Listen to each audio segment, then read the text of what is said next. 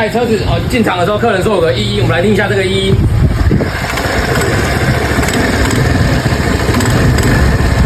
大家对于声音都会很害怕，因为怕会不会有安全上的顾虑那我们来帮他检查一下，到底是什么问题呢？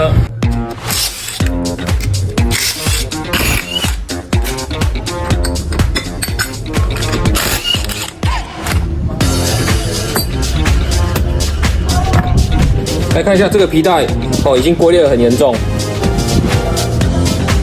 这个就是建议一定要更换了。我们看一下异音，这个滑件现在间隙很大，异音有可能是这个造成的。那这个建议都要预防性更换，如果滑件没有更换，间隙越来越大，有可能造成滑件破掉。细条的歪开，开大条的。头前这油封前后油封久了都是会漏油，像油封啦，一些橡胶制品，它久了就是会老化、会硬化。建议不要等到漏油才换，其实年限到达就要更换了，避免油渗出来。如果跑到皮带，骑到一半突然打滑，这样真的非常的危险。如果也想要这样的机车健检，欢迎来到店面找 Hanson 哥，Hanson 哥给您处理。